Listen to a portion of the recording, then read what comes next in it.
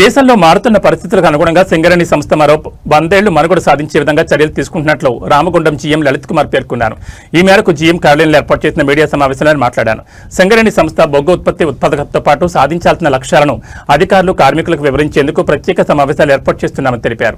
సింగరేణి గనులలో యంత్రాల పనితీరు, ఉత్పత్తికత, బొగ్గు రవాణా, బహిరంగ మార్కెట్లో ఉన్న పోటీ తదితర అంశాలపై చర్చించి దుబారా ఖర్చులను తగ్గించే విధంగా చర్యలు తీసుకుంటామని తెలిపారు. 2030 సంవత్సరం వరకు ప్రస్తుతమైన గనుల జీవితకాలం, కొత్త గనుల ఏర్పాటు వంటి అంశాలు అధికారులు చర్చిస్తారని తెలిపారు. ఈ సందర్భంగా సింగరేణి సంస్థ ఎదుర్కొంటున్న సవాళ్లు, చేపట్టాల్సిన పనులపై విజువల్స్ ద్వారా అధికారులు వివరించారు.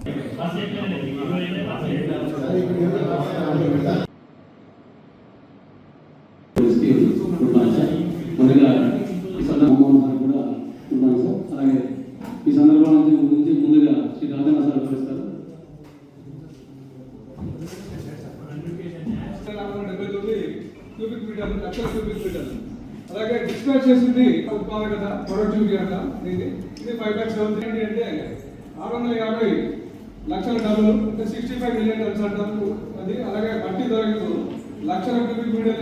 దీంట్లో ఏంటంటే ముఖ్యంగా చూసినట్టయితే మొత్తం టోటల్గా చూసినట్టయితే బొగ్గు రవాణా లక్షల టన్నులలో 700 ఎక్విప్మెంట్ యూటిలైజేషన్ అంటుంటాం. ఇందాక మన జీఎం సార్ చాలా క్లియర్గా ఎక్స్ప్లెయిన్ చేశారు.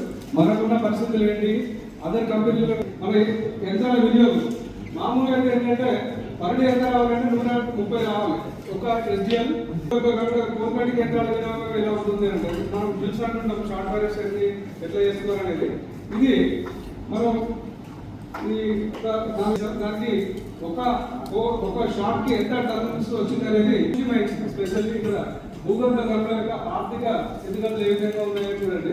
మన గత 5 సంవత్సరాలు చూసుకున్నట్టయితే ఈ 4 సంవత్సరాలు ఏ విధంగా ఉందో చూడండి. అలాగే ఈ ₹1,00,00,000 నష్టం ఉంది కంపేర్ టు లాస్ట్ ఇయర్. అంటే అంతకుముందు 24-25లో చూసినట్టయితే వర్కింగ్ అవర్స్ పెంచుకోవడము, తర్వాత ప్రొడక్షన్ పెంచుకున్నట్టయితే ఆ నష్టాలు తగ్గిస్తాయి. ఈ డీటెయిల్స్ అని మేము మైండ్స్ మీద ఎక్స్ప్లెయిన్ చేయడం జరుగుతాయి. ఇవన్నీ అదే వస్తుంది మనకి ఇది.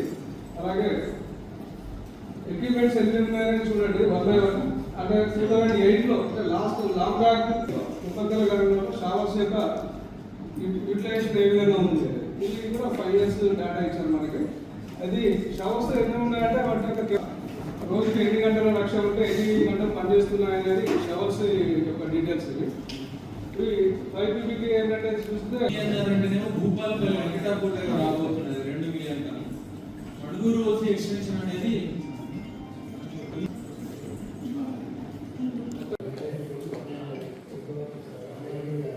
అందరికీ నమస్తే. సింగరేణి కాలరీస్ ఈ సంవత్సరము గత సంవత్సరం యొక్క పని యొక్క సామర్థ్యాన్ని, పని పరిస్థితులను పరిశీలించుకోవడం కోసము మల్టీ డిపార్ట్మెంటల్ కమిటీ అని ప్రతి సంవత్సరం నిర్వహిస్తూ ఉన్నాము.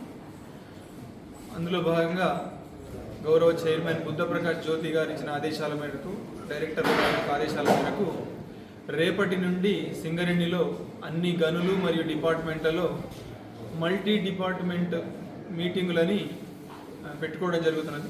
ఇందులో భాగం ఏంటంటే అన్ని విభాగాలకు సంబంధించిన హెచ్ఓడీలు అంటే finance, IED, personal, engineering, civil, మిగిలిన మైన్స్ యొక్క హెచ్ఓడీలు అందరూ కలిసి ప్రతి మైన్ యొక్క కార్మికుల వద్దకు వెళ్ళి మన టోటల్ కంపెనీ పరిస్థితులు ఏ రకంగా ఉన్నాయి, ఆ యొక్క గని పరిస్థితులు ఏ రకంగా ఉన్నాయి అని వివరించి పని పద్ధతులను మెరుగుపరుచుకోవడము, అట్లనే